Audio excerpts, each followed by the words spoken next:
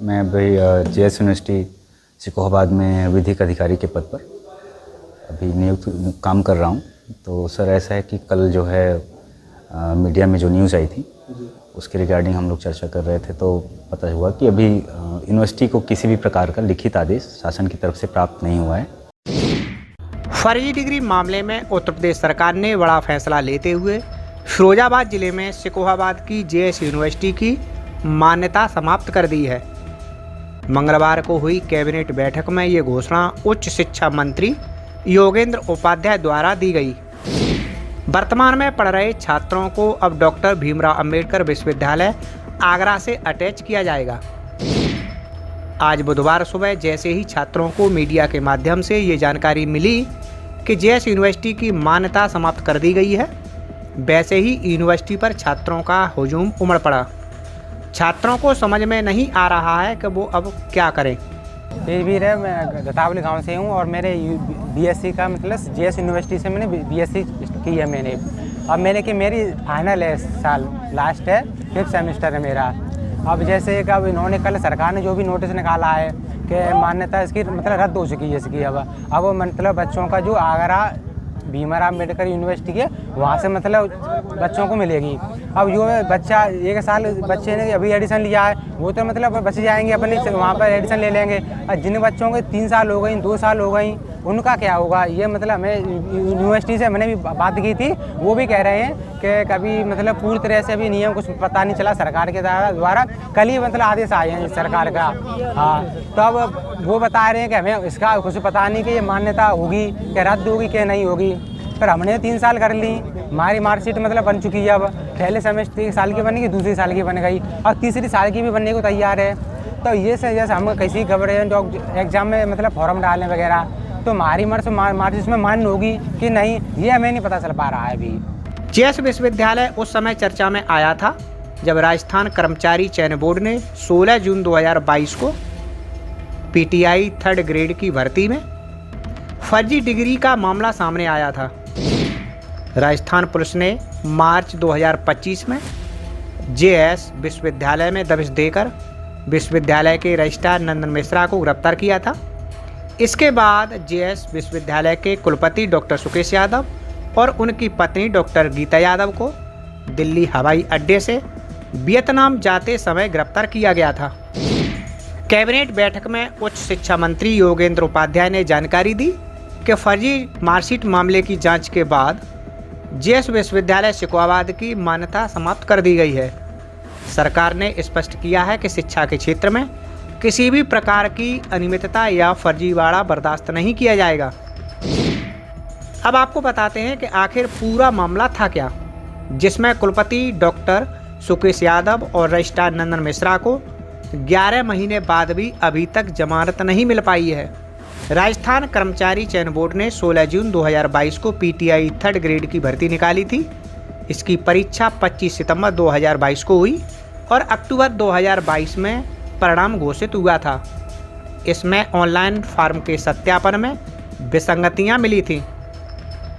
2022 में हुई शारीरिक शिक्षक परीक्षा में 2390 अभ्यर्थियों द्वारा अपने शैक्षणिक प्रमाण पत्र और दस्तावेज जमा किए गए थे। इनमें 254 अभ्यर्थियों ने सिकोहाबाद की जेएस यूनिवर्सिटी की डिग्रियां जमा की थीं, जिनमें से सत्यापन के दौरान 108 अभ्यर्थियों के दस्तावेज फर्जी पाए गए थे। इसके बाद डीईओ आरडी बंसल ने इस मामले में फर्जी डिग्री लगाकर नौकरी प्राप्त करने वाले 4 अभ्यर्थियों को नोटिस देकर उनकी सेवाएं समाप्त की थीं। जब से अखबारों में छपा है कि सिकोहाबाद जेएस यूनिवर्सिटी की मान्यता को रद्द कर दिया गया है, तब से यहाँ पढ़ने वाले छात्रों के मन में एक डर सा बैठ गया है। हालांकि ये प्रक्रिया काफ़ी समय पहले शुरू हो गई थी। इसमें राजस्थान सरकार जांच कर रही है और इसी मामले में, फर्जी मार्कशीट के मामले में, डॉक्टर सुकेश यादव और रजिस्ट्रार नंदन मिश्रा फ़िलहाल जेल में हैं। लेकिन जो लखनऊ में कल कैबिनेट की मीटिंग हुई थी, उसमें ये फैसला लिया गया था कि यूनिवर्सिटी की मान्यता रद्द कर दी जाए। हालांकि कई छात्र परेशान भी हैं कि उनके आखिर भविष्य का क्या होगा। लेकिन कैबिनेट मीटिंग में ये फैसला लिया गया है कि जो बच्चे यहाँ पढ़ रहे हैं उनके भविष्य के साथ कोई खिलवाड़ नहीं होगा, जबकि इस यूनिवर्सिटी की निगरानी के लिए डीएम को और आगरा यूनिवर्सिटी को और सरकार के एक व्यक्ति को यहाँ नामित किया गया है। यानी कि 3 सदस्यों की एक टीम गठित की गई है जो यूनिवर्सिटी पर निगरानी रखेगी। इस मामले में राजस्थान पुलिस के अतिरिक्त महानिदेशक एटीएस एवं एसओजी विजय कुमार की देखरेख में जांच की गई।